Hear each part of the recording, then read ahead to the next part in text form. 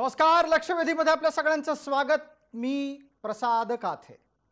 पंतप्रधान नरेंद्र मोदी यांनी आपल्या जनसंबोधनातून अतिशय थेटपणे लसीकरणाच्या राजकारणावर हल्लाबोल केला. पण तसं करण्याच्या पूर्वी पंतप्रधानांनी स्वतःच्या शिरावर या देशात लसीकरणाची जबाबदारी घेतलेली आहे. पंतप्रधान नरेंद्र मोदी यांनी योद्ध्याप्रमाणे सरळ मैदानामध्ये उतरून आपल्या खांद्यावर या देशाच्या लसीकरणाची जबाबदारी घेत असतानाच या देशातल्या खासगी लसीकरणाच्या दरावर सुद्धा चाप लावण्याचा निर्णय घेतलेला आहे.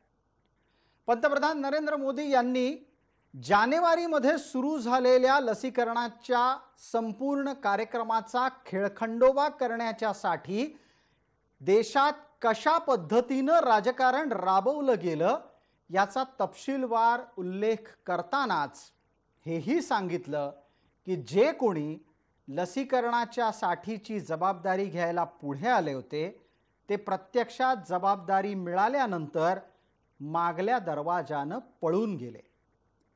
आणि यामुळे भारताच्या लसीकरणाचा खेळखंडोबा होऊ नये यासाठी केंद्र सरकार आता पुढे आलेलं आहे. भारतात संपूर्णपणे लसीकरण केंद्र सरकारकडून केंद्र सरकारकडून मोफत होणार आहे. या दोन स्वतंत्र गोष्टी अतिशय स्पष्टपणे पंतप्रधान नरेंद्र मोदी यांनी ऐन संध्याकाळच्या वेळेला केलेल्या जनसंबोधनात समोर आणल्या. आणि इतकंच नाही तर जाता जाता त्यांनी लसीकरणाच्या निमित्तानं देशभरामध्ये सुरू असलेल्या राजकारणावर सुद्धा चाप लावला. लसीकरणाबाबत भ्रम पसरवणं म्हणजे सर्वसामान्यांच्या आयुष्याशी खेळणं इतका थेट हल्लाबोल करत पंतप्रधानांनी तसं करणाऱ्यांना राजकारण न करण्याची सांकेतिक सूचना केली. पंतप्रधान नरेंद्र मोदी यांच्याकडून लसीकरणाच्या बाबतीत हे सगळं का केलं गेलं हा प्रश्न सुद्धा महत्त्वाचा आहे. गेल्या काही दिवसांपासून सातत्यानं देशाचा प्रमुख विरोधी पक्ष असलेल्या काँग्रेसकडून भारत सरकारनं भारतीय मुलांच्या हक्काची वॅक्सिन अर्थात लस जगात नेऊन का वाटली असा प्रश्न उपस्थित केला जात होता. त्या प्रचाराला पंतप्रधानांनी आज उत्तर दिलं. इतकंच नाही तर भारताच्या लसीकरणाचा वेग जगात कशा पद्धतीनं सर्वात कमी आहे हे सातत्यानं काँग्रेस दाखवू पाहत होती. त्या मुद्द्याला सुद्धा पंतप्रधानांनी आपल्या जनसंबोधनात उत्तर दिलं.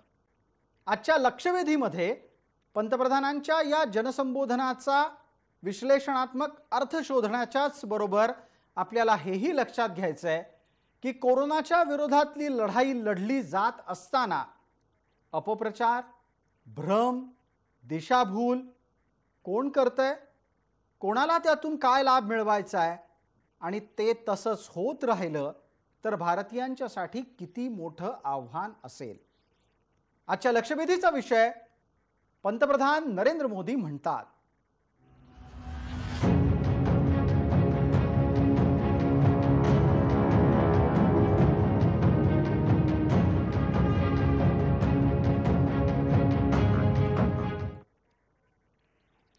लक्षवेधीच्या या चर्चेमध्ये आपल्या सोबत सहभागी झालेले मान्यवर कोण आहेत त्यांचा मी आपल्याला पटकन परिचय करून देतो. आपल्या सोबत भारतीय जनता पार्टीचे प्रवक्ता भालचंद्र शिरसाट आहेत. आपल्या सोबत काँग्रेसचे प्रवक्ता गोपाळराव तिवारी आहेत.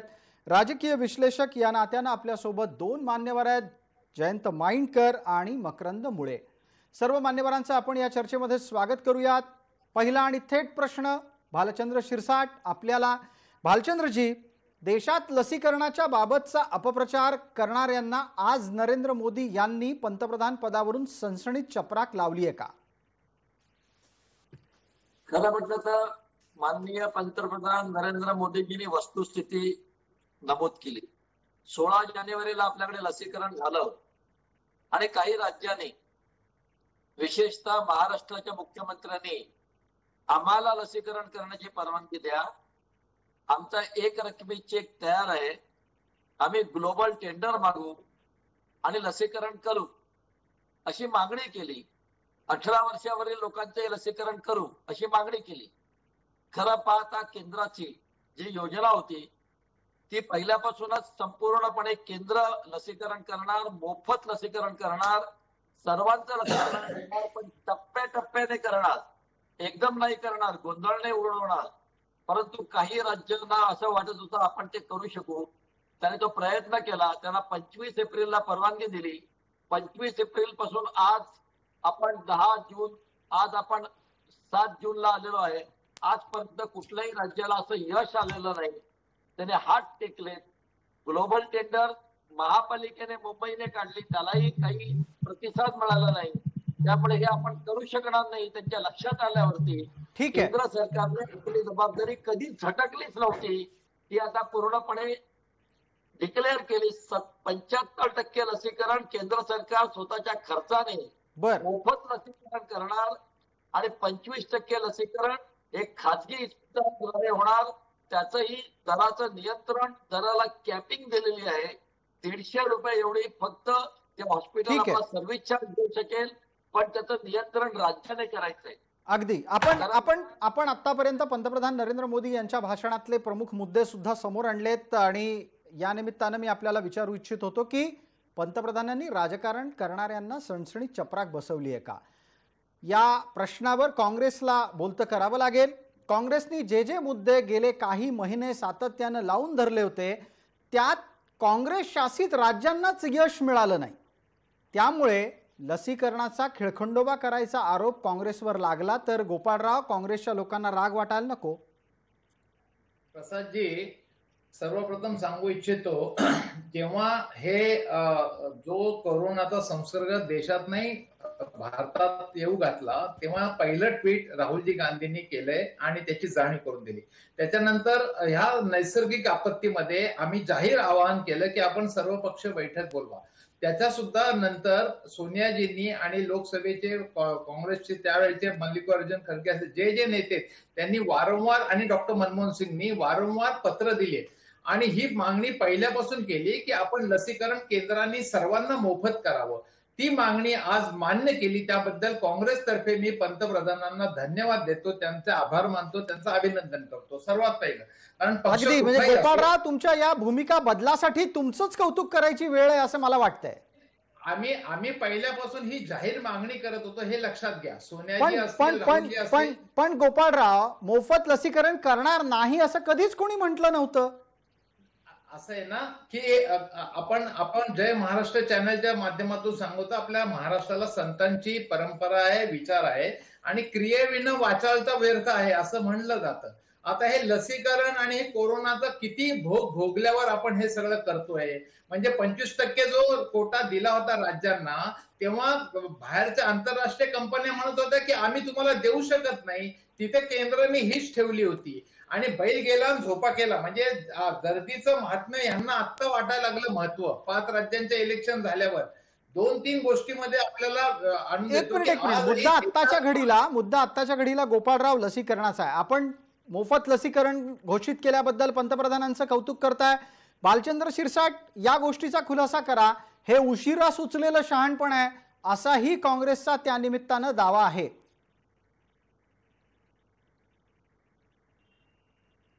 बालचंद्र शिरसाट, आवाज येतोय आपल्याला? प्रसादजी, असं आहे जी की काँग्रेस कुत्र्याचा शेपूट नळीत गावात कुठे त्याला वाकडं ते वाकडं असतं. त्यामुळे केंद्र सरकारने पहिल्यांदाच सांगितलं होतं आम्ही लसीकरण मोफत करणार, पूर्ण राज्याचं मोफत करणार, पूर्ण देशाचं मोफत करणार. त्यावेळेला काँग्रेस शासित लोकांनी आवई उठवली. महाराष्ट्राच्या मुख्यमंत्र्यांनी, गोपाळजी सांगतील, त्यांचे नेते ते त्यांनी सांगितलं आम्ही आमच्याकडचा एक रकमी चेक देतो, आम्ही करतो, आम्हाला मुभा द्या. 25% मुभा त्यांनी दिली. सिरमकडे जा, बायोटेककडे जा, कुठे गेलेत माहित नाही, पण त्यांचा चेक कुठे माहित नाही. चेक भिजला का, चेकवरची शाई उडून गेली माहित नाही. ग्लोबल टेंडर राज्य सरकारने काढलंच नाही. म्हणजे किती फसवणूक आहे बघा. तुम्हाला परवानगी दिल्यावर ग्लोबल टेंडरच नाही काढलं. ज्यांनी काढलं त्यांना रिस्पॉन्स आला नाही. म्हणजे याचा अर्थ कुठली हीच नाही. तुमची मागणी होती आम्हाला संधी द्या, तुम्ही फेल झालात, तुम्ही फेल झाल्यावरती भालचंद्र शिरसाट मुद्दा पोहोचला पटकन. गोपाळराव तिवारी याच्यावरचं उत्तर द्या. एक प्रश्न मात्र नक्की उपस्थित राहतो त्या निमित्तानं की ज्यांना ज्यांना लसीकरण स्वतः करायचं होतं त्यांना ते का जमलं नाही? एकच सांगतो, मी याच्यावर मागणी केली होती. ती मागणीचं कटिंग मी आपल्या व्हॉट्सअपवर पाठवलं होतं की सिरम इन्स्टिट्यूट मध्ये 25% जे खासगी तुम्ही परवानगी दिली ते त्या खासगी हॉस्पिटल, म्हणजे उदाहरण झालं तर मुंबईचं कोहिनूर हॉस्पिटल कुर्ल्याचं, त्यांचे डॉक्टर मोडक माझ्याशी स्वतः बोलले. पुण्यातले एमजेएम हॉस्पिटल पासून अनेक खासगी हॉस्पिटलनी सिरमकडे मागणी केली, पण ते पण त्यांना अलाउड नव्हतं की बिकॉज ऑफ केंद्राचं सँक्शन. म्हणजे इकडनं दिलं म्हणायचं एक, पण प्रत्येक मध्ये त्या ठिकाणी केंद्राची परवानगी आवश्यक होती. आता ग्लोबल टेंडरच्या बाबतीत तर बोलू एकच मिनिट. तुम्ही हा एक महत्वाचा मुद्दा उपस्थित केलाय. ग्लोबल टेंडरवरचा पण चर्चा करूयात पटकन. भालचंद्र शिरसाट, हाही महत्वाचा मुद्दा आहे. दिल्यासारखं करायचं आणि नियमानं बांधून ठेवायचं असा आता काँग्रेसचा आक्षेप आहे. नाही, मी गोपाळजींना कोहिनूरच्या नावाने सांगतो. मी घाटकोपरला राहतो आणि कोहिनूर हॉस्पिटलचा माझा रोजचा संबंध आहे. मोडकांना विचारा. ज्या हॉस्पिटलनी सिरमकडे किंवा भारत बायोटेककडे ऑर्डर दिली आणि ऑर्डर दिल्यावर त्याचे पैसे भरले, त्यांना डिलिव्हरी त्या सिक्वेन्सने देण्यात आली. कुठल्याही हॉस्पिटलला पहिला प्राधान्य किंवा शेवटचं प्राधान्य दिलं गेलं नाही. कोहिनूर मध्ये 15,000 डोसचे पैसे त्यांनी भरले नव्हते आणि आता त्यांनी तयारी दाखवलेली आहे. तुम्हाला ऍडव्हान्स पैसे हॉस्पिटलला भरायला लागतात. कोहिनूर मध्ये रेमडेसिवीरचा हाच गोंधळ होता. पैसेच द्यायचे नाहीत कोहिनूरचं मॅनेजमेंट. कोहिनूरच्या मॅनेजमेंटची वकिली आपण करू नका गोपाळजी. कोहिनूर मध्ये किती मॅनेजमेंट पेक्षा मिसमॅनेजमेंट आहे आणि रुग्णांना कसं लुटलेलं आहे याचे 100 उदाहरणं मी देईन. गोपाळराव, तुमचा दुसरा मुद्दा ग्लोबल टेंडरच्या संदर्भातला होता. ग्लोबल टेंडर मुंबईत निघालं, पुण्यात काढू नाही दिलं. पुण्यात निघालं का नाही देवाला ठाऊक. मुंबईत निघालेलं ग्लोबल टेंडर प्रत्यक्षात अस्तित्वात येऊ शकलं नाही आणि राज्य सरकार तर ग्लोबल टेंडर काढायला गेलं आणि नंतर मागल्या दारानं निघून गेलं.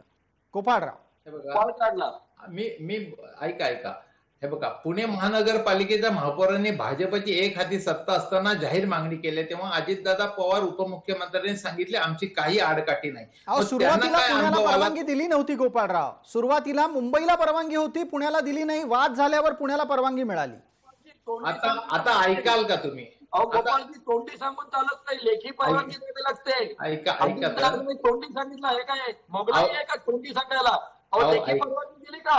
ऐका ना, मुंबईला लेखी परवानगी दिली. अरे ऐका ना, आता तुम्ही बरं का प्रसादजी, याविषयी सगळा खुलासा झालेला आहे आणि त्याच्यानंतर मुंबई राज्याची रिक्वायरमेंट लेखी केली होती. त्याविषयी ज्या आंतरराष्ट्रीय कंपन्या आहेत त्यांनी लेखी निवेदन दिलेले आहे आणि लेखी माहिती दिलेली आहे की केंद्र सरकारलाच आम्ही देऊ शकतो, कारण त्याच्यासाठी एक इंडेमिनिटी बॉन्ड असतो. तुमच्या माहितीसाठी सांगतो, एक हमी पत्र असतं, इंडेमिनिटी बॉन्डचे ते करार असतो की त्या लसीत काहीच्या टेस्ट झालेला नाही, जोपर्यंत भारत सरकार याची हमी घेणार नाही की आम्ही तुमच्यावर कुठला क्लेम करणार नाही, काय करणार नाही, याची संपूर्ण हमी आमची आहे, तेव्हाच ते कंपन्या विविध राज्यांना देऊ शकतात. पण हे कारण मोदी सरकार सांगत नाही जाणीवपूर्वक. हे वास्तवता आहे. अनेक शिरसाट, याचं पटकन उत्तर द्या. आपल्याला आपल्या सोबत असलेल्या राजकीय विश्लेषकांनाही आता बोलतं करायचं आहे. शिरसाट, खरं काय आहे? हे त्याला 25 एप्रिलला कळलं नाही का? जेव्हा मागणी केली आम्ही घेतो तेव्हा तुम्हाला नाही कळलं, तेव्हा नाही अभ्यास केला. मी सांगतो ना उत्तर. 25 एप्रिलला हे सगळ्या जबाबदाऱ्या केंद्र सरकारने सोडवायच्या असतात. जर आपण पालकत्व करतो, नेतृत्व करतो, तर जर तुमच्यात समर्थता नाही, त्या हाताळण्यात क्षमता नाही, कॅपॅसिटी नाही, तर त्या काय अर्थ नाही. मग एक रकमी चेक घेऊन नाचत का होतात तुम्ही? अरे नाचत का होतं म्हणजे महाराष्ट्राच्या जनतेसाठी काही तयारी दाखवली तर ती चूक झाली का? म्हणजे आणि आज पण लसीकरणात महाराष्ट्र पहिला आहे. आज पण देशामध्ये लसीकरणामध्ये महाराष्ट्र पहिला आहे. शिरसाट, ऑक्सिजन गेले नाही म्हणून युपी मध्ये मृत्यू झाले, गोव्यामध्ये मृत्यू झाले, कर्नाटकात मध्ये मृत्यू झाले. महाराष्ट्रात दुर्दैवाने ती वेळ आली नाही. ऑक्सिजन संपले म्हणून तडफडून गेले. मध्य प्रदेशमध्ये, कर्नाटकमध्ये, युपी मध्ये तिथं मुर्द्याच्या रांगा नदीत पडल्या. हे कशाला झालं? आज तुम्हाला सांगायचं तर कोरोनामुळे सगळं भोगलंय तुम्ही. काय सांगतो, तुमच्या 5 राज्यामध्ये ऑक्सिजन संपलं म्हणून मृत्यू झाले माणसांचे. महाराष्ट्रात ती वेळ आली नाही. गोपाळराव, मुद्द्यावर राहायचं आहे. लसीकरणाचा मुद्दा आज आहे. भालचंद्र शिरसाट, आपलं उत्तर पोहोचलं. आता मी आपल्या सोबतच्या राजकीय विश्लेषकांच्याकडे जातोय. आपल्या सोबत मकरंद मुळे आहेत, जयंत माईनकर आहेत. मकरंदजी, पंतप्रधानांनी आज कान उपटण्याचा कार्यक्रम केला आणि मैदानात उतरून योद्ध्याप्रमाणे जबाबदारी स्वीकारली, हे एक वाक्य आहे. दुसरं वाक्य आहे, पंतप्रधानांना हे उशिरा सुचलेलं शहाणपण आहे. या दोन्हीपैकी तुमच्या सोयीचं वाक्य कुठलं किंवा तुमचा निष्कर्ष कुठल्या वाक्याच्या बाजूने जातोय? नाही, मुद्दा सोयीचा किंवा कोणाच्या विरोधातला हा नाहीये. आपण अतिशय भाषणाकडे खूप गांभीर्याने राजकारण बाजूला ठेवून बघितलं पाहिजे, पक्षीय राजकारण बाजूला ठेवून बघितलं पाहिजे. पंतप्रधानांनी या भाषणातनं टूल किटचा जो प्रकार काँग्रेसचा झाला होता त्याला उत्तर दिलेलं आहे, त्याचं नाव न घेता. आणि आपण एक लक्षात घेतलं पाहिजे, भाषणाच्या सुरुवातीच्या टप्प्यात त्यांनी प्रसार माध्यमातल्या एका गटाचाही उल्लेख केलेला आहे. जाणीवपूर्वक भारताची प्रतिमा मलिन करण्याचा जो प्रयत्न केला गेला, लसीकरणाविषयी ज्या अफवा ज्या उपस्थित केल्या गेल्या, उठवल्या गेल्या, त्या सगळ्याचा समाचार घेतलाय. हा सगळा समाचार घेणारी व्यक्ती देशाची पंतप्रधान आहे, केवळ भारतीय जनता पक्षाचे प्रमुख नेते नाहीयेत. त्यामुळे ते अधिक गांभीर्याने बघितलं पाहिजे की एकीकडे देश लढत असताना, कोरोना मुक्तीकडे एक एक पाऊल टाकत असताना, नेमकं देशाची कोंडी करण्याचे प्रयत्न सर्वस्तरीय जे झाले, म्हणजे लस निर्मात्यांचे जे झालेले आहे, त्याविषयी अतिशय स्पष्ट आणि मोकळेपणाने भाष्य केलेलं आहे. आणि ते केवळ भाष्य करून थांबलेलं नाहीये, तर लसीकरणाचा पुढचा कार्यक्रम, विनामूल्य लसीकरणाचा 18 ते वयोगटाच्या पुढचा त्यांनी जाहीर केलेला आहे. हा सगळा प्रकार देशाची प्रतिमा वारंवार मलिन होत असल्याच्या पार्श्वभूमीवर केलेल्या पंतप्रधानांचं भाषण या दृष्टिकोनातून बघितलं पाहिजे. राजकीय मतभेद असू शकतात. थोडक्यात आपल्याला मकरंदजी, आपल्याला यावर असं सुचवायचंय की जो अपप्रचार काँग्रेसच्या माध्यमातून सुरू होता त्याला सुद्धा उत्तर पंतप्रधानांनी दिलंय. गोपाळराव, मी संधी आपल्याला देतो. आपले गोपाळराव, एक मकरंदजी, आपण काही बोलताय असं वाटतंय, वेळेची मर्यादा आहे, पटकन कृपया 30 सेकंदात. राजस्थान आणि पंजाब मध्ये लसी फेकून दिल्या, फुकट गेल्या अशा बातम्या येत आहेत. या सगळ्या पार्श्वभूमीवर पंतप्रधानांना घ्यावा लागलेला पुढाकार हे अधिक गंभीरपणे बघितलं पाहिजे. टीकेकरता टीका यातनं बाहेर आलं पाहिजे. बर गोपाळराव, मी आपल्याला संधी देतोच, पण 1 मिनिट यासाठी थांबवतोय. आपलेच समविचारी जयंत माईनकर आपल्या सोबत आहेत. जयंतराव, पंतप्रधानांनी टूलकिटच्या माध्यमातून देशाच्या बदनामीचं सुरू असलेलं षडयंत्र रोखलं असा एक निरीक्षण वजा निष्कर्ष मकरंद मुळे यांनी काढलाय. तुम्हाला यापेक्षा वेगळं काही पंतप्रधानांच्या भाषणात दिसलं का? काय माहितीये का की या देशाचे पंतप्रधान आणि त्याच्या आधी 13 वर्ष गुजरातचे मुख्यमंत्री राहिलेले विश्वगुरु नरेंद्र मोदी हे फक्त जनतेशी संवाद साधतात. त्यामुळे यातली कुठलीही जनता त्यांना प्रश्न विचारू शकत नाही. जर का हेच त्यांनी जयंतराव, आपण विचारू शकता, तुम्ही करत असता त्यांना, पंतप्रधानांना प्रश्न विचारण्याचं काम. मला 1 मिनिट जरा बोलू देता प्लीज. मी सांगतो तर त्यांनी जर का हेच जे काय हेच अर्धा तासाचं जर का त्यांनी प्रेस कॉन्फरन्स घेतली असती तर याच्यावर त्यांना असे प्रश्न विचारण्यात आले असते की त्यांना उत्तरं सुद्धा देता आली नसती. प्रश्न असा आहे, आपण 1 बाय 1 जाऊया. 2014ला त्यांनी सांगितलं लसीकरण केवळ 60% झालं होतं. माझ्या अल्प माहितीप्रमाणे देवीचा रोगी कळवा, निदानानंतर 1000 रुपये मिळवा, अशी 70च्या दशकातली एक जाहिरात होती. पोलिओचं उच्चाटन आपण केव्हाच केलेलं आहे. कुठलं 2014 पर्यंत? आणि आपल्याला सगळ्या लसी या भारत सरकारनी असेल, युनायटेड नेशन्सनी असेल, या सर्व लसी आपल्याला मोफत मिळालेल्या होत्या. लसींना आयुष्यात पहिल्यांदा जर का पैसे द्यावे लागतात 18 ते 45 पर्यंत, हे आयुष्यात पहिल्यांदा मी ऐकलेलं असेल तर कोरोनाच्या काळात. तुम्ही 45च्या जयंतराव, मी यासाठी हस्तक्षेप करतो कारण भारताला लसी मोफत मिळाल्या या मागे असलेल्या संयुक्त राष्ट्राच्या गावी नावाच्या संस्थेचा लसीकरणाचा कार्यक्रम काय होता हे तुम्हाला माहिती असायला हवं. गावी जगात 3ऱ्या क्रमांकावर, म्हणजे 3rd वर्ल्ड कंट्री ज्याला इंग्लिशमध्ये म्हणतात, त्या देशांना मोफत लस देते आणि त्यामागे त्यांच्या लसीकरणाचं वेगळं राजकारण आहे. भारताला फुकटच्या लसी मिळाल्या असं तुम्ही जे म्हणता आहात, मग फुकटच्या लसी मिळण्याचं श्रेय लाटण्याची पण गरज नव्हती काँग्रेसला. एवढंच सांगत आहे, एकच जनरल रँडम स्टेटमेंट करत आहे की ज्या काही लसी दिल्या गेल्या, माझ्या दंडावर ज्या देवीच्या 2 लसी आहेत जे पुढे बंद झाल्या, की या सर्व लसी मोफत दिल्या गेल्या. ही जबाबदारी पहिल्यांदाच 18 पासून का नाही घेतली? आपण आता येऊया महाराष्ट्रावर त्यांनी दिलेले इन्युएंडो रेफरन्सेस नथीतून तीर मारणं. एक लक्षात ठेवा, महाराष्ट्र म्हणून हा देश नाहीये. महाराष्ट्राला समजा अमेरिका किंवा रशियाकडून कुठलीही लस आणायची असेल तर the route is via central government. प्रत्येकाला केंद्राची परवानगी लागते. तो एक प्रकारे तो कळीचा मुद्दा ते टाळतात आणि म्हणतात चला तुम्ही घेऊन टाका. जीएसटीचे पैसे दिलेले नाहीत तरी पण महाराष्ट्र सरकारने जेव्हा तयारी दाखवली की आम्ही घेऊ शकतो, परवानगी दिलेली आहे का? माझ्या माहितीप्रमाणे एनरॉन हे जे काही होतं, एनरॉनच्या वेळेस सुद्धा केंद्राची परवानगी हा मस्ट आहे. केंद्राची परवानगी दिली का? आणि एक अजून शेवटचा मुद्दा सांगतो. आज दुपारीच एक विचित्र आरोप केला गेलेला आहे. तो म्हणजे हसन मुश्रीफ यांनी पुनावाला सिरम इन्स्टिट्यूटचे मालक हे लंडनला का गेले याच्याबद्दल काही एक विचित्र गौप्यस्फोट केलेला त्यांनी भाजप पंतप्रधानांवर. त्याचाही मला म्हणजे याच्यातला करू त्याच्यावरही चर्चा करू, कारण पंतप्रधानांच्या भाषणामध्ये त्याचाही संदर्भ होता. जयंत माइंडकरांच्या तर्काला धरून इथे आपल्यासोबत दोन राजकीय प्रतिनिधी आहेत, त्यांना टप्प्याटप्प्याने उत्तर द्यायची संधी देतो. गोपाळराव, समविचारी जयंतराव बोलले आहेत. पहिल्यांदा मला वाटतं आपण भालचंद्र शिरसाट यांना संधी द्यायला हवी. भालचंद्र शिरसाट बोला, पंतप्रधानांनी मोफत लस का दिली नाही असा प्रश्न जयंतरावांनी निरीक्षणाच्या दरम्यान उपस्थित केलाय. जयंतरावांना मी विचारू इच्छितो की 18 वर्षावरील कुठे पेड लस दिली? खासगी रुग्णालयात ज्यांना जायचं त्यांनी घेतली. 18 वर्षावरील कुठल्याही नागरिकाला, अगदी त्याला परदेशात जायचं असेल शिक्षणासाठी, आजही फुकट लस दिली जाते. केंद्र सरकारने लागलेले आहेत. अनेक सोसायट्यांमध्ये, हॉस्पिटल्समध्ये कॅम्प लागलेले आहेत आणि व्हॉट्सअपवर मेसेज. जयंतराव, मग त्याच्यात आपल्याला तपशील सुधारायला हवा की नाही? ज्या ज्या ठिकाणी लस विकत दिली जाते ती खासगी यंत्रणेमार्फत दिली जाते. तुम्हाला जर समजा मोफत लस हवी असेल तर 18 ते 44च्या दरम्यान मोफत लस तुम्हाला सरकारी यंत्रणेमार्फतही मिळते आहे. जयंतराव, मला वाटतं ना हाच महत्वाचा मुद्दा असतो. माहिती अपुरी किंवा ठरवून अपप्रचार यावर आक्षेप नोंदवलाय आज. एक मिनिट प्रसादजी, फक्त एक मिनिट. 18 ते 44 ला मोफत लस हे आत्ता अनाऊन्स झालेलं आहे. आत्ता 18 ते 44च्या मोफत लसीचा मुद्दा पूर्वीपासून होता.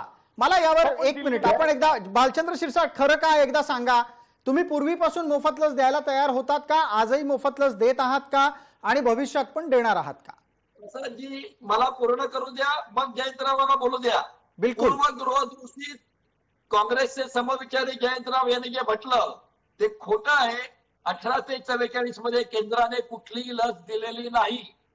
18 ते 44 केंद्राने टप्प्याटप्प्याने लसीकरण केलं. पहिले 60च्या वरती, 45-60 कोमॉर्बिड, 45च्या वरती, 45च्या खालच्या कुठल्याही व्यक्तीचं लसीकरण करण्यासाठी फ्रंटलाईन वर्कर सोडून, फ्रंटलाईन वर्कर आणि म्युनिसिपल सर्व्हिस वर्कर सोडून कोणाचंही लसीकरण केंद्राने केलेलं नाही. त्यामुळे ते मोफत करण्याचा किंवा मोफत न करण्याचा प्रश्नच उद्भवत नाही. 18 ते 44च्या खालच्या लोकांना ज्याला कोणाला लस पाहिजे ते खासगी रुग्णालयात जाऊन त्यांनी घेतलं. महाराष्ट्र राज्य सरकारने ती मागणी केली, आम्ही करू, आणि मुंबई महापालिकेतर्फे 15 दिवस 18 ते 44चं लसीकरण झालं. आणि हे जे लसीकरण तुमचे मुद्दे जयंतरावांना पटत नाहीयेत. तुमचे मुद्दे जयंतरावांना पटत नाहीयेत. भालचंद्र शिरसाट, एकदा आपण त्यांचा प्रतिवाद ऐकून घेऊ, त्यानंतर गोपाळ तिवारी आणि मकरंद मुळे बोलणार आहेत. जयंतराव, वेळेची मर्यादा आहे. बिलकुल. माझ्या अल्प माहितीप्रमाणे 45च्या वरच्या लोकांची जबाबदारी ही पूर्णपणे केंद्र सरकारने उचलली आणि याच्यानंतर 18 ते अरे दुसऱ्याला बोलू द्या, आणि 18 ते 45 ची जबाबदारी ही राज्य सरकारकडे राहील. हे जर का वाक्य होतं, याचा अर्थ असा की आम्ही 45च्या वरच्या लोकांना फ्री देत आहे, तुम्ही याची जबाबदारी घ्या, हा त्याचा सरळ अर्थ होतो. बरं, जबाबदारी घ्यायला उद्धव ठाकरे नाही जयंतराव, एक मिनिट मला हस्तक्षेप करू द्या, कारण काय आहे, चुकीची माहिती समोर जाता कामा नये. जयंतराव, एक मिनिट. मला असं वाटतं लसीकरणाच्या बाबतीत आपली माहिती अल्प आहे आणि त्याला सुधारण्याची गरज आहे. 18 ते 44 ची जबाबदारी राज्यांवर राहील, ती मोफत असणं अपेक्षित आहे. 18 ते 44 दरम्यान खाजगी क्षेत्राच्या मार्फत ज्यांना कोणाला सशुल्क लसीकरण करायचंय त्याच्यासाठी वेगळी मुभा आहे. मला मकरंद मुळेंना बोलतं करायचंय या प्रकरणी. मकरंद मुळे, इतका मोठा गोंधळ का असावा? हा ठरवून असावा की खरंच माहिती नसावी?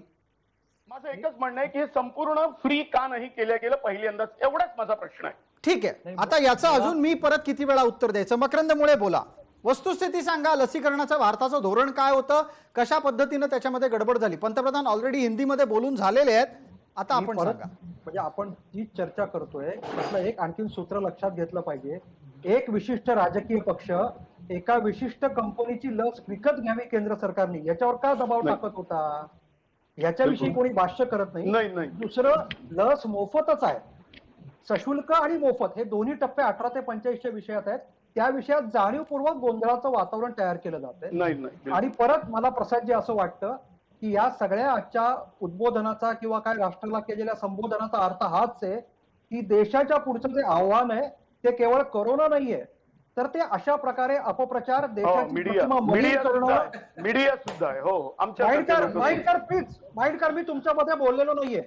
बोला. आणि तुम्ही मीडिया म्हणलाय म्हणून मी आता सांगतो. अपप्रचार माइंडकरच करतायत.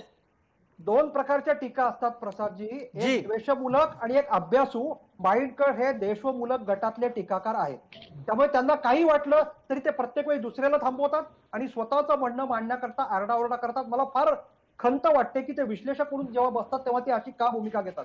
ते कुठल्याही विचारधारेचे असो, वस्तुनिष्ठता विश्लेषक गमावून बसलेले आहेत आणि त्याचाच गोंधळ देशात होतोय. काँग्रेसची दिशाभूल हे असले विश्लेषक करतायत. काँग्रेसचीच दिशाभूल होतीये का गोपाळराव तिवारी, की काँग्रेस ठरवून हा मुद्दा आपल्या पद्धतीनं मांडू पाहतीये आणि दिशाभूल करू पाहतीये? गोपाळराव, सत्यता काय आहे? सत्यता ही आहे की जयंतराव माइंडकर हे पत्रकार आहेत आणि पत्रकारिता ही सत्यशोधक वास्तवदर्शी असते, म्हणून ते काहींना बोचतं. दुसरं काय नाही. दुसरं अजून एक मला सांगायचं की ह्याच्यात कुणाचाच कडे लक्षात मुद्दा नाही आला. हायकोर्ट आणि सुप्रीम कोर्ट वारंवार या लसीकरणाबद्दल केंद्र सरकारला फटकारते आहे आणि काही दिवसांपूर्वी केंद्र सरकारला आपण विविध हे याचा वेगवेगळ्या प्राइस का ठेवता, आपल्या लसीकरणाचा प्रोग्राम काय हे मागितलंय, ते ऍफिडेव्हिट देणं बंधनकारक आहे, म्हणून हे आता करायला लागतंय केंद्र सरकारला. याला सुप्रीम कोर्टाने जे फटकारलंय, विविध राज्यातल्या हायकोर्टाने फटकारलंय, विविध राज्यांच्या माध्यमांचे हेडलाईन्स आलेले आहेत, रोज आपण पाहतोय, आणि तरी सुद्धा आपण अंध व्हावू आणि या पद्धतीने अशी भूमिका घ्यावी हे मला वाटतं योग्य नाही. वास्तवतेचं याच्यावर आपण भालचंद्र शिरसाटांचं उत्तर देणार आहोत. अनेक हायकोर्ट आणि सुप्रीम कोर्टाने फटकारलेले रोज भालचंद्र शिरसाट उत्तर द्या. हायकोर्ट आणि सुप्रीम कोर्ट, उच्च न्यायालय आणि सर्वोच्च न्यायालयानं केंद्राच्या लसीकरणाला विविध दरांमध्ये मोजलं जाणं आक्षेपार्ह ठरवलंय, म्हणून आता मोफत लसीच्या बाबतीतला मुद्दा पुढे आला आहे का? भालचंद्र शिरसाट, मला सलग बोलू द्या जरा, 1-2 मिनिटं मला सलग बोलू द्या. एक म्हणजे आज 7 जून आहे, 8 जून पासून हे नवीन प्रकरण चालू होणार नाही, 21 जून पासून होणार आहे. 75% मोफत हे 21 जून पासून का, 8 जून पासून का नाही? कोर्टाबाबत सांगा ना, कोर्टाच्या निकालाबाबत. कोर्टांच्या कॉमेंट्स बाबत सांगा भालचंद्रजी, कोर्टाच्या कॉमेंट्स बाबत सांगा. गोपाळजी, माझं पूर्ण होऊ द्या ना. नक्की नक्की. का काय लागलंय तुम्हाला? नुसतं ट्विट करून गप्पा बसायचं? तुम्हाला काय करायचंय? काहीच नाही करायचंय. सरकार आमचं आहे, आम्हाला करायचंय. तर असं आहे की यामध्ये 7 जूनला कोर्टाने फटकारलं म्हणून आज घोषणा केली असं असतं. 8 जून पासून अंमलबजावणी केली असते. 21 जून ही तारीख का निवडली? केंद्राला माहिती होतं 16 जानेवारीला आपल्याकडे किती लसी आहे, किती लसीचं उत्पादन होणार, टप्प्याटप्प्याने लसीकरण करणं योग्य ठरेल. पण हा टप्पा 45चा आल्यावरती राज्य सरकारला घाई लागली होती. 1844 त्यांनी सांगितलं आम्ही करतो, आम्हाला परवानगी द्या. त्यांना परवानगी दिली, तेव्हा त्या राज्य सरकारने अभ्यास नाही केला. केंद्राला परमिशन लागते, फॉरेन लसीकरण कसं येणार, कुठलाही अभ्यास न करता, कुठलाही होमवर्क न करता एक रकमी चेक आहे म्हणून शेखी मिळवली. ती शेखी अंगाशी आली, गप्प बसले. नरेंद्र मोदीजींनी असं काही न करता जे लसीकरण उपलब्ध आहे ते सिरम कडून केंद्राला फुकट मिळत नाही. लसीकरण सिरमला पैसे द्यावे लागतात. केंद्र हे सिरमला पैसे देतं, विकत घेतं. आणि तो कोटा फुकट राज्यांना दिला. ठीक आहे. महाराष्ट्र राज्यामध्ये मुंबईमध्ये एकच मिनिट, मुंबईमध्ये 18 ते 44 मोफत लसीकरण राज्याने केलं. फक्त 2,500 लोक मुंबई शहरात केले एकाच दिवसामध्ये, आणि नंतर ते अधिक करणं त्यांच्या आवाक्या बाहेरचं केलं, त्यांनी बंद केलं. आज नरेंद्र मोदींनी लसीचा साठा उपलब्ध झाल्यावर 45% लोकांचं लसीकरण हातात ठीक आहे. घेतलंय, जे पूर्वी घेतलं नव्हतं. आणि फॉरेनला जाणाऱ्या स्टुडंट वगैरेंना एक्सेप्शन केलेलं आहे. काही एक्सेप्शन्स आहेत, फ्रंटलाईन वर्कर एक्सेप्शन्स आहेत. ठीक आहे. भालचंद्रजी वेळेची मर्यादा आहे, माफ करा मला थांबावं लागतंय, वेळेची मर्यादा आहे. लक्षवेधीच्या या भागात आपण इथं थांबतो आहोत. पुढच्या भागासाठी लगेचच परत येतोय.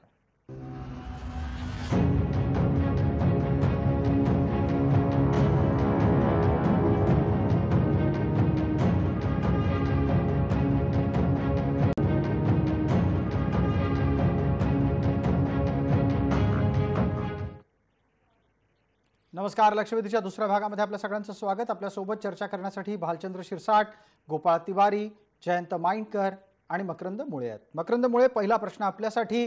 चर्चेच्या पहिल्या भागामध्ये आपण लसीकरणाच्या निमित्तानं होणाऱ्या अपप्रचाराचे विविध कंगोरे उलगडून पाहण्याचा प्रयत्न केला. मला आपल्याकडून आता असं जाणून घ्यायचं आहे की भारताच्या लसीबाबत अपप्रचार झाला, भारतात लस उत्पादन करणाऱ्यांनाही अपप्रचाराचा बळी ठरवण्यात आलं, असे संकेत पंतप्रधानांनी आपल्या वक्तव्यात दिले. मुळात भारत काही करू शकतो हे काही जणांना पटत नाही की भारत काहीही करू शकत नाही हेच ठसवायचं असतं, म्हणून असे प्रकार झाले असावेत. मकरंदजी. नाही, मुळात हाच महत्वाचा मुद्दा आहे की भारत स्वतःच्या पायावर उभा राहतोय, पुढे जातोय. आणि मी अगदी सुरुवातीला असं म्हटलं होतं की हे सातत्याने होतंय. ज्यावेळी भारत असा आत्मनिर्भर आत्मविश्वासाने उभा राहतो त्यावेळी राजवट कोणाची हा मुद्दा बाजूला ठेवा, त्यावेळी परकीय शक्ती आणि दुर्दैवाने त्याला तिथली इकोसिस्टीम एकत्र येऊन हात मिळवणी करते आणि या देशाची प्रतिमा खराब करण्याकरता, मलिन करण्याकरता वेगवेगळ्या प्रकारचे प्रकार केले जातात. त्यातलंच टूल किट होतं. काँग्रेस लगेच दुखवते काय झालं की बाईंडकर साहेबांसारखी मंडळी पण लगेच दुखवतात, पण आपण कोणी मुद्दाच लक्षात घेत नाही आहोत की काय प्रकारचं एक आंतरराष्ट्रीय कारस्थान या देशाच्या विरोधात स्वातंत्र्य मिळाल्यापासून सातत्याने होतंय. आणि या देशाची प्रगती मग ती कुठल्याही क्षेत्रातली असो, ती आरोग्याच्या क्षेत्रातली असो, शिक्षणाच्या क्षेत्रातली असो, ती थांबवली जावी याकरता अडथळे निर्माण होतात. याच्यातला एक तपशील मी इथे देऊ इच्छितो. मकरंदजी, वेळेची मर्यादा आहे, एक तपशील मी इथे देऊ इच्छितो आणि गोपाळराव तिवारी आपल्याला त्यावर बोलतं करतो. गोपाळराव, असं का घडावं की ज्या वेळेला भारत बायोटेक या भारतीय कंपनीच्या मार्फत भारतीय लसीची निर्मिती होत असताना काँग्रेसला अत्यंत जवळ असलेला साकेत गोखले नावाचा माणूस न्यायालयात जातो आणि भारत बायोटेकच्या लसींवर निर्बंध आणण्याची मागणी करतो? काय ह्याच्या मागचं राजकारण आहे?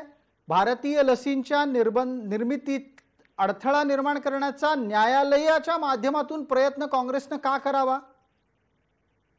बघा, हा न्यायालयाच्या अंतर्गत मुद्दा आहे, पण एक मी सांगू नाही गोपाळराव, माफ करा, हा विषय न्यायालयाच्या अंतर्गत नाहीये. तुमचा साकेत गोखले गेला ना न्यायालयामध्ये, साकेत गोखलेने याचिका दाखल केली तिकडे जाऊन. असं का केलं त्यांनी?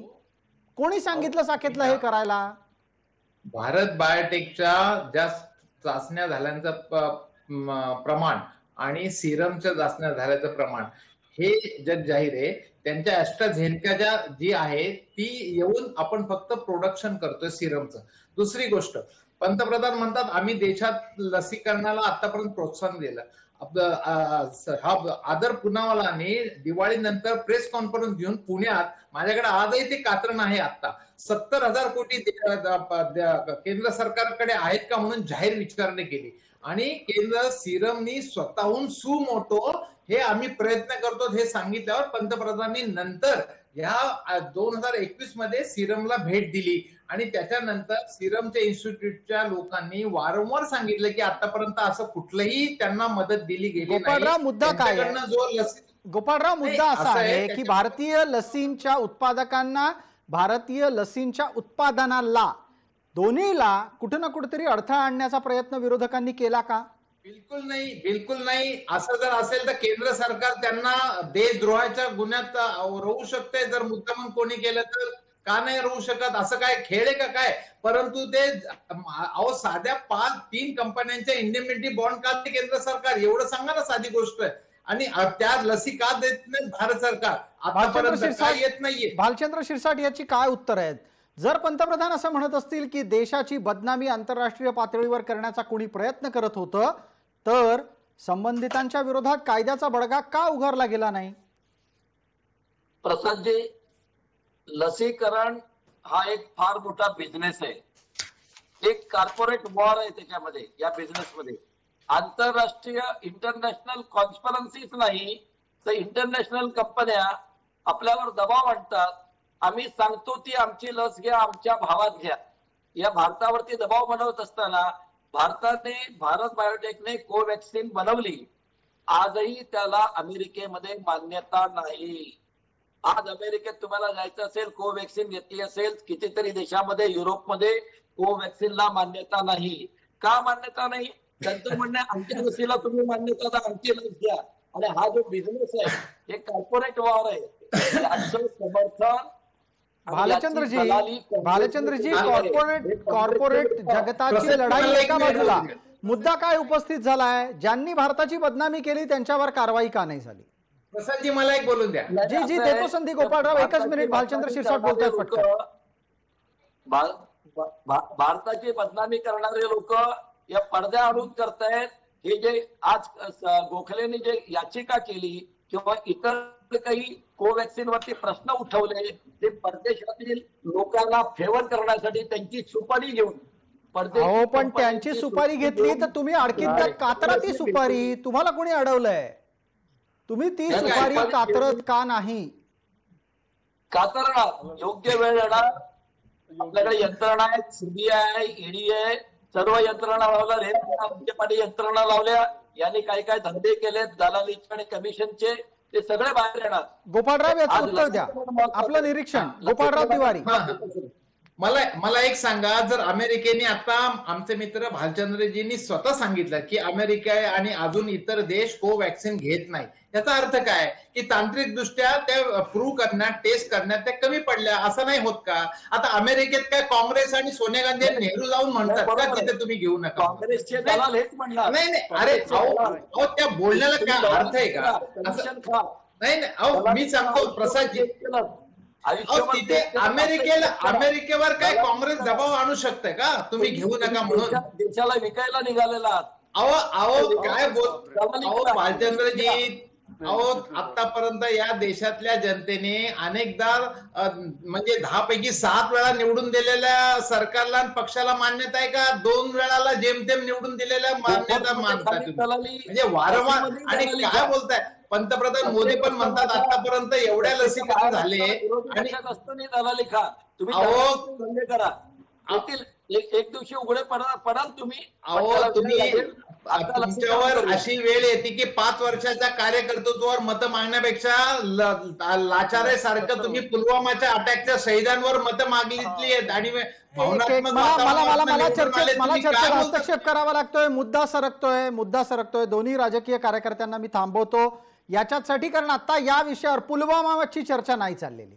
जयंत माइंडकर आणि मकरंद मुळे आपल्या सोबत आहेत. त्यांच्याकडून आपण राजकीय विश्लेषण या संदर्भातलं जाणून घेऊ. जयंतराव माइंडकर, देशाच्या बदनामीचा मुद्दा लसीकरणाच्या निमित्तानं पुढे आलाय, तो भावनिक आहे की प्रत्यक्षात घटना घडत असताना त्याबाबत अशा प्रचाराला लोकांनी बळी पडू नये हे सांगण्यासाठी आहे? जयंत माइंडकर, ते जरा प्रश्न पुन्हा रिपीट कराल, कारण मला आवाज नाही ऐकायला, प्लीज. मी असं म्हणालो की देशाच्या बदनामीचा मुद्दा हा भावनिक आहे की अशा देशाच्या बदनामीला लोकांनी बळी पडू नये यासाठी खबरदारीचा उपाय म्हणून त्याला समोर आणलं गेलं?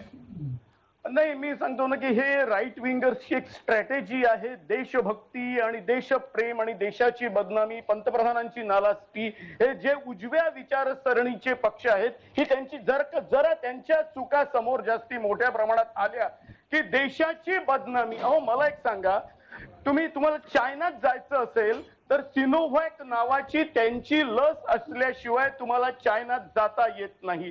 प्रत्येक देशाची स्वतःची अशी लस आहे.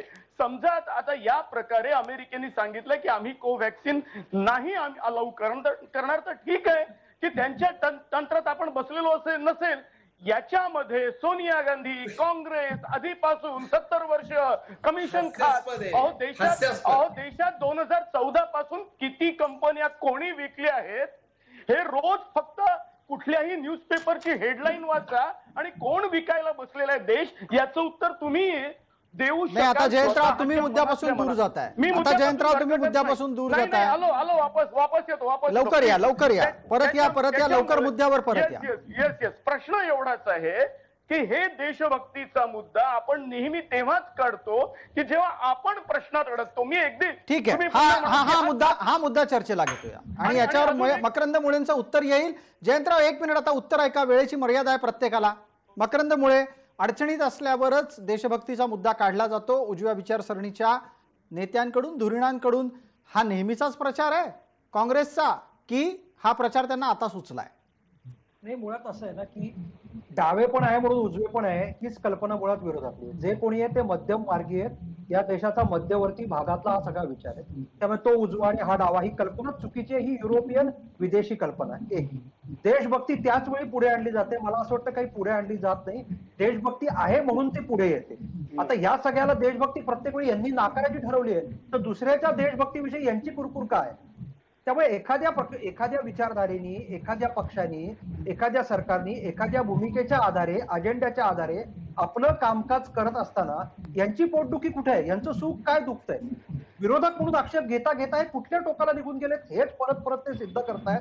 आणि म्हणूनच जनता नाकारतीये. आणि मी म्हणून म्हटलं होतं की काँग्रेसचं नुकसान करणारी मंडळी कोण आहे, तर हीच मंडळी आहेत की चुकीचे सिद्धांत, चुकीच्या थिअरीच्या आधारे मांडणी करणारे. आज लसीकरणाच्या चर्चेत सुद्धा तिसरेच मुद्दे आपण आणून चर्चा घडवतोय. बर, गोपाळराव तुमचे सल्लागार चुकीचे आहेत असा एक निष्कर्ष आहे. मी फक्त भालचंद्रजींनी सांगितलं की कोवॅक्सिन अमेरिकेसह इतर देशांनी नाकारली, तर मी म्हणलं त्याच्यात आता कोण गेलं त्यांच्यावर दबाव आणायला? कोणी जाऊ शकतं का? गोपाळराव तो मुद्दा मागे पडलाय. गोपाळराव ताजा मुद्दा देशभक्तीच्या निमित्तानं चर्चेचा आहे.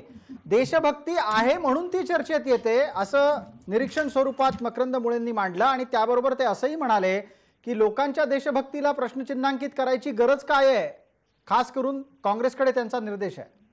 नाही, जरूर ना, परंतु हेच जर पंतप्रधानांनी एखाद्या 7 वर्षात एखादी पत्रकार परिषद घेऊन अगदी त्यांच्या फेवरचे, तुमच्यासारख्या जे काही लोक आहेत त्यांना जर डायलॉग दिले, बाकी बरोबर का गोपाळराव? तुम्हाला पुरेसा वेळ देतो तरी पण तुम्ही असं म्हणताय की तुमच्यासारखे, हे बरोबर नाही गोपाळराव, हे बरोबर नाहीये. मकरंद मुळे आता त्यांना पत्रकारांमधला भेदाभेद दिसायला लागला गोपाळरावांना. जर हा व्यवस्थित खुलासा केला, त्यांच्या पत्रकारांची प्रश्नांची उत्तरं दिली या संबंधी आणि हे समजावून सांगितलं, वेबसाईटवर दिलं, या सगळ्या गोष्टी वेबसाईटवर देऊ शकतो ना आपण, पण ते वेबसाईटवर दिल्या नाही. नक्की काय धोरण आहे काय नाही हे कसं, म्हणजे उगाच एकीकडे सांगायचं राज्यांना अधिकार दिलं, प्रत्यक्षात द्यायचं नाही. एकीकडे म्हणजे या पंतप्रधानांच्या भाषणामध्ये लसीकरणाचा प्रोग्राम हा म्हणजे आता गोपाळराव मुद्दा देशभक्तीचा आहे. तुम्ही देशाचा अपमान, देशाची बदनामी लसीकरणाच्या आडून होतीये हे मान्य नाही करत का? काँग्रेसला हे मान्य नाही का? मला सांगा. जनतेच्या हितासाठी लसीकरणावर आवाज उठवणं हे काय, म्हणजे हे देशहितातच काम आहे ना. हे काय म्हणजे जर लसीकरण तुम्ही व्यवस्थित द्यावं का होत नाही, आणि एवढी काय घाई लागले असं म्हणतात भालचंद्र शिरसाट. अरे एवढी काय घाई लागली, लोक जातात ना तिथे, जर दुसरी लाट तिसरी लाट मुळे जर जातात लोक, त्यामुळे घाई म्हणजे महाराष्ट्राच्या जनतेसाठी घाई केली तर हे म्हणतात घाई का लसीकरणाची? म्हणजे या ठिकाणी तुम्हाला सुचवायचं काय गोपाळराव की तुम्ही प्रश्न उपस्थित करताय ते व्यवस्थेवर करताय, देशभक्तीवर नाही, बरोबर? तुम्हाला असं सुचवायचं का गोपाळराव? काय मी प्रश्न असा विचारला की काँग्रेस व्यवस्थेतल्या दोषावर प्रश्नचिन्ह उपस्थित करते, देशभक्तीवर नाही, असं काँग्रेसला म्हणायचंय का? नाही, 100%. व्यवस्था सुधारण्यासाठी तर राजसत्ता लोकशाहीने देते ना. लोकशाही आज आपल्याला तुम्ही सत्ता देते, 5 वर्षासाठी देते, कशासाठी देते? मग त्याविषयी नको बोलायला का? महागाई भालचंद्र शिरसाट उत्तर द्यायचं पटकन. भालचंद्र शिरसाट बोलतील. गोपाळराव वेळेची मर्यादा आहे. भालचंद्र शिरसाट यांना उत्तर द्यायची संधी आहे. काँग्रेस नक्की काय करते? धोरणाचा अभाव आहे. ठीक आहे, काँग्रेस नक्की काय करते भालचंद्र शिरसाट? प्रसादजी, काँग्रेस नक्की तेच करते जे त्यांनी नागरिकत्व कायदा आला, कलम 370 हटवलं, राफेल विरोधात बोंबाबोंब, कृषी कायदा आला, एपीएमसी कायदा आला आणि आता भाडेकरू कायदा आलाय. म्हणजे काँग्रेस काय करते? देशाची बदनामी करण्याचं काम. देशामध्ये अराजकता आहे, काश्मीरमध्ये अराजकता आहे आणि हे सगळं सुपारी घेऊन करताय. सुपारी लोकांची सुपारी घेऊन करताय. आता काँग्रेस कोणाची सुपारी घ्यायला लागली? भालचंद्र शिरसाट, काँग्रेस कोणाची सुपारी घेते? काँग्रेस ह्याच्यामध्ये कमिशन घेऊन काही कंपन्यांसाठी लसीकरणात काम करते, काही देशांसाठी सीए मध्ये काम केलं, काही देशांसाठी राफेल मध्ये एका कंपनीसाठी त्यांनी काम केलं, एपीएमसी ऍक्ट मध्ये केलं. तर दलालांचं जे राज्य काँग्रेसमध्ये फोफावलं होतं त्यांच्यासाठी काँग्रेस कार्यरत आहे. ठीक आहे, जनता बघते. भालचंद्र शिरसाट, आपली वेळ संपली आहे. मला 2 प्रश्न पटकन आपल्या सोबत असलेल्या राजकीय विश्लेषकांसाठी विचारायचे आहेत. वेळेची मर्यादा आहे प्रत्येकाला. पहिल्यांदा मी आपल्याला जयंत माइंडकर आपल्याला प्रश्न विचारतो की 21 तारखेपासून लसीकरणाचा दुसरा देशव्यापी टप्पा सुरू होतोय. या लसीकरणात जास्तीत जास्त लोकांनी सहभागी व्हावं यासाठी सगळे राजकीय पक्ष प्रयत्न करताना दिसतील का? तेव्हा पण ही मोदींची लस आहे, ही भाजपची लस आहे असं म्हणणारही कोणीतरी कुठेतरी दिसेल? नाही, हे बघा, शेवटी जगणं महत्वाचं असतं. मी त्याच्यामध्ये अगदी एक फ्रँक ओपिनियन देतो की अक्षर कुठेही मला जगायचंय हा शब्द महत्वाचा आहे. आणि त्याच्यामुळे 21 जून कशाला, अगदी उद्यापासून जरी असलं तरी पण सर्व राजकीय पक्षांनी आपापल्या पक्षाच्या कार्यकर्त्यांना, हितचिंतकांना, सर्वांना सांगितलं असतं, जा आणि लस घ्या. मी पुन्हा माझं नेहमीचं वाक्य सांगेन जे आपल्याला मान्य नाहीये की हे पहिल्यांदाच सर्वांना लस फ्री द्यायला पाहिजे होती. पहिल्यांदा ते म्हटलं गेलेलं नाही. परंतु 21 जून योग दिवस आणून का होईना आंतरराष्ट्रीय योग दिवस नावाचा एक त्याच्यात नवीन झेंडा घेऊन का होईना मोदींना उपरती झालेली आहे कोर्टाच्या सांगण्यावरून. मी एक राजकीय विश्लेषक म्हणून स्वागत करतो. मकरंद मुळे ऐका, उशिरा का होईना झालेल्या उपरतीबद्दल मी स्वागत करतो. मला खात्री आहे. ठीक आहे, जयंतराव वेळेची मर्यादा आहे. जयंतराव वेळेची मर्यादा आहे. मकरंद मुळेंसाठीचा वेळ सुरू होतोय. मकरंद मुळे, आपल्यासाठी हा प्रश्न आहे. 21 जून पासून भारतातल्या लसीकरणाला दुप्पट तिप्पट नाही तर जमेल तितक्या पट्टीचा वेग येणं खूप गरजेचं आहे, कारण त्याच निमित्तानं संभवित तिसरी लाट आपल्याला रोखता येणार आहे. याबाबत प्रत्येकाची जबाबदारी काय? बघा, जगणं जर महत्वाचं आज वाटत असेल तर लसीकरणाचा पहिला टप्पा जेव्हा सुरू झाला तेव्हा ते नव्हतं का? तेव्हा होणारा अपप्रचार, ही मोदी लस आहे, लस घेऊ नका, हे का चालवलं गेलं? हे का चालवलं? माइंडकर आता मध्ये बोललं का? मी बोलतो, बोलत नाहीये मी काही बोललो. हे का चालवलं गेलं? त्यामुळे ज्या प्रकारचं संकट आपल्यावर आलेलं आहे ते विचारांच्या पलीकडचं आहे, पक्षांच्या पलीकडचं आहे. एकत्र येऊन लढलं पाहिजे. ही भावना पहिल्या दिवसापासून फक्त वक्तव्यातनं दिसता कामा नये तर ती कृतीतनं का नाही दिसली गेली? आणखीन एक मुद्दा, जाता जाता परत तीच गडबड माइंडकर करतात, त्यांना ते पटणार नाही. योग दिवसाला सुद्धा आम्ही मोदी नॅरेटिव्ह ठेवतो. मोदींच्या येण्यापासून योगासनं अस्तित्वात आहेत, योग अस्तित्वात आहे. त्यामुळे त्यालाही जर आपण श्रेयच मोदींना द्यायचं असेल तर ते देऊन टाका. आपण श्रेय देता देता सगळ्याच गोष्टींचं. ठीक आहे, आपण लसीकरणाच्या निमित्तानं आत्ताच्या घडीला ही कामना करूयात की 21 जून पासून सुरू होणारं लसीकरणाच्या दुसऱ्या टप्प्यातलं कामकाज हे अधिक वेगानं आणि विना अडथळा पुढे जाईल आणि त्याच बळावर भारत तिसऱ्या लाटेला थोपवण्यात यशस्वी होईल. आपल्या सगळ्यांसाठी ही विनंती आहे की लसीकरणाच्या बाबतीत अधिकाधिक सकारात्मकता या देशात तयार व्हायला हवी आणि अधिकाधिक लोकांना विना अडथळा लसी मिळायलाही हव्यात. यासाठी सरकारी तंत्रानं जे जे काही करायचंय ते केलंच पाहिजे. लक्षवेधीमध्ये तुर्तास इतकंच. आपण सर्व मान्यवर या चर्चेत सहभागी झालात त्याबद्दल आपले खूप खूप आभार. सर्व प्रेक्षकांना जय महाराष्ट्र.